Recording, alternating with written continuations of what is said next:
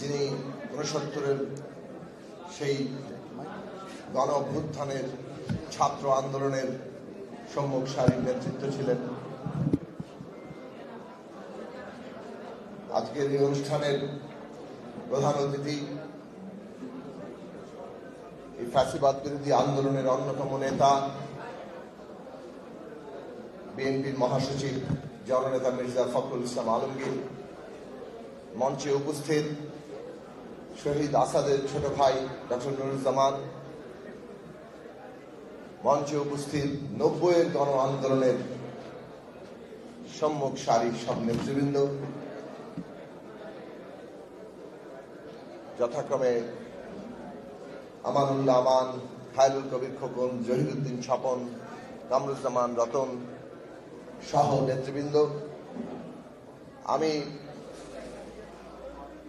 আমার পক্ষ থেকে এবং আমাদের দলের পক্ষ থেকে আপনাদের সকলকে শুভেচ্ছা জানাই, সালাম জানাই। আসসালামু আলাইকুম।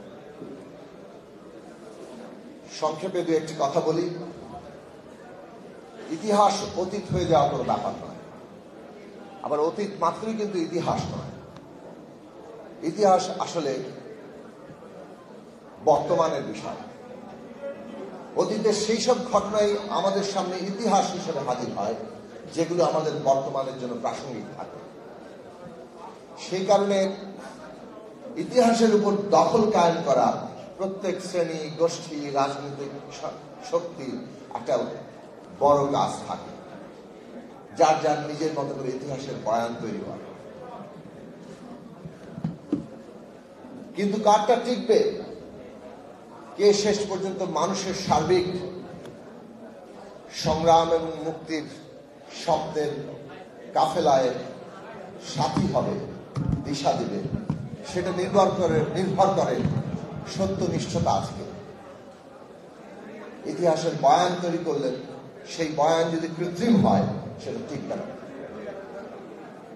ফলে আমরা আমাদের দেশের ইতিহাসেরও নানান বয়ান দেখি, যেই সমস্ত বয়ানের মধ্য দিয়ে তারা নিজেদের সংকীর্ণ ব্যক্তি গোষ্ঠী স্বার্থ রক্ষা করার চেষ্টা করে, একটা ভয়ঙ্কর অপশাসনকে জায়েজ করার চেষ্টা করে, কিন্তু সেগুলো টেকে না।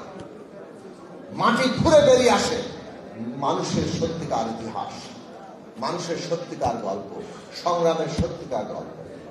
আমাদের স্বাধীনতা সংগ্রামে গণমানুষের যে ধারা, সেই ধারাকে চাপিয়ে দেওয়ার চেষ্টা করা হয়েছে। শহীদ আসাদ ছিলেন আমাদের গণমানুষের সংগ্রামের ধারার একজন উজ্জ্বল প্রতীক।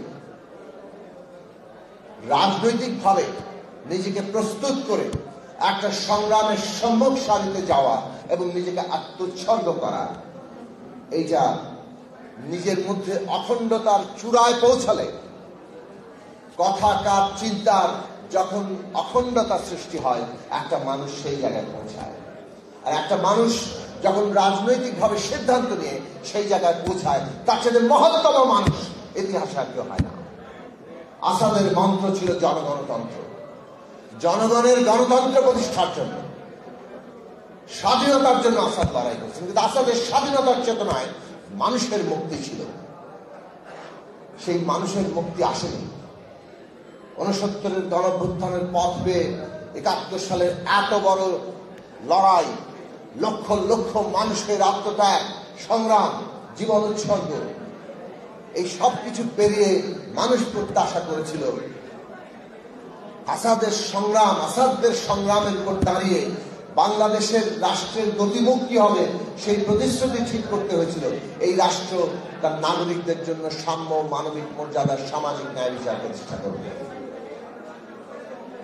কিন্তু ৭২ সাল থেকে যে রাষ্ট্র পত্তন হয়েছে, যে রাষ্ট্রের পরিগঠন হয়েছে, সেই রাষ্ট্র আসাদের স্বপ্ন কিংবা এই যে গণমানুষের আত্মত্যাগ, তার যে স্বপ্ন, তাকে বাস্তবায়ন করেনি।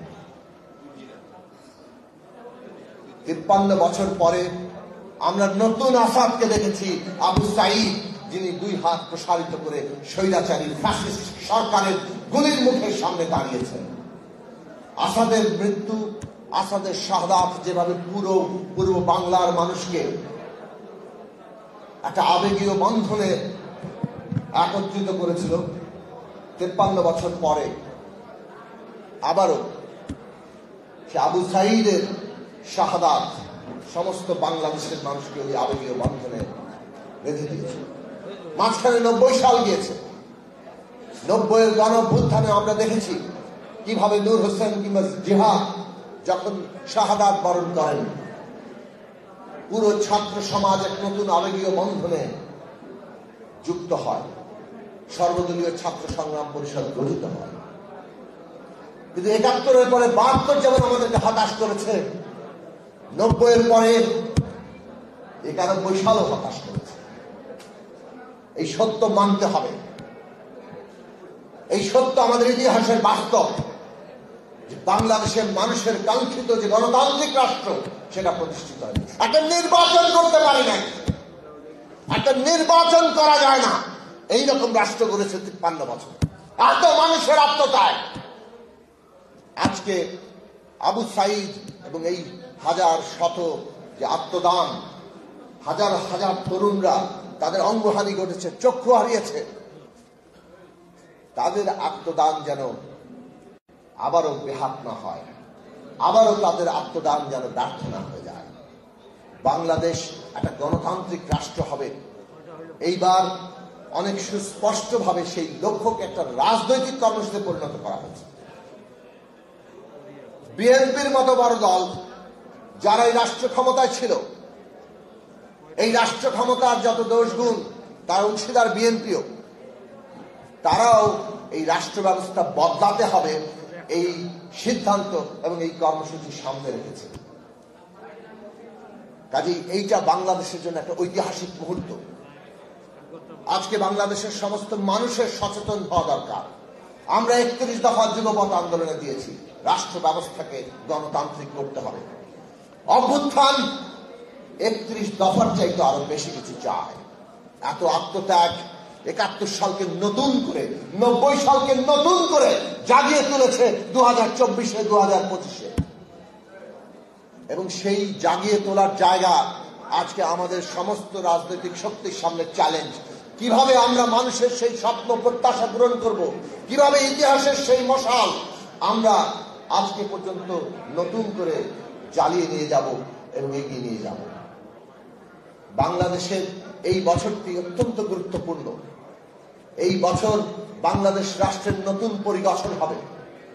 একটা ফ্যাসিস্ট রাজনৈতিক বন্দোবস্ত যেটা এই রাষ্ট্রকে আঁকড়ে ধরেছিল, তার বদল ঘটিয়ে বাংলাদেশ নামক রাষ্ট্রকে একটা গণতান্ত্রিক বন্দোবস্তে, একটা গণতান্ত্রিক রাষ্ট্রে নিতে হবে।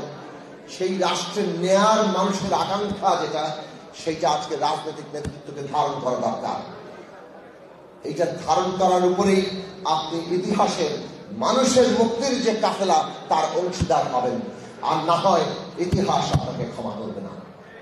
আজকে বর্তমান অন্তর্বর্তী সরকারকে বলবো, আপনারা ইতিহাসের এমন একটা সন্ধিক্ষণে দায়িত্ব নিয়েছেন, যেই সন্ধিক্ষণে আমাদের দেশের রাষ্ট্রের নতুন পরিগঠনকে সম্পন্ন করা, তাকে সহায়তা করা, এগিয়ে নিয়ে যাওয়ার দায়িত্ব সমস্ত স্টেক হোল্ডারকে, সমস্ত অংশীদারদেরকে একত্রিত করে ঐক্যবদ্ধ রেখে ন্যূনতম জাতীয় ঐক্যমত্যের ভিত্তিতে এই রাষ্ট্রের গণতান্ত্রিক রূপান্তরের কাজটি আপনাদের সম্পন্ন করতে হবে। যদি অংশীদারদের মধ্যে দূরত্ব তৈরি হয়, আপনারা এমন ভাবে রাষ্ট্র পরিচালনা করেন, রাজনৈতিক উত্তরণের দায়িত্ব পালন করেন যেখানে বিরোধ সৃষ্টি হয়ে যাচ্ছে, তাহলে ইতিহাসের দায় থেকে আপনারা মুক্ত হবেন না। কাজে অন্তর্বর্তী সরকারের অত্যন্ত সতর্কভাবে এই রাষ্ট্র পরিচালনা, এই ঐতিহাসিক মুহূর্তে আপনাদের দায়িত্ব পালন করতে হবে, যাতে রাজনৈতিক দল, শিক্ষার্থী এবং সকল শ্রেণী পেশা মানুষের যে অংশীজনেরা আছেন তাদের মধ্যে কোন রকম দূরত্ব সৃষ্টি না হয়, তাদের মধ্যে ন্যূনতম জাতীয় ঐক্যের মধ্য দিয়ে আমরা এই রাষ্ট্রকে গণতান্ত্রিক এবং আকাঙ্ক্ষিত জায়গায় নিয়ে যেতে পারি।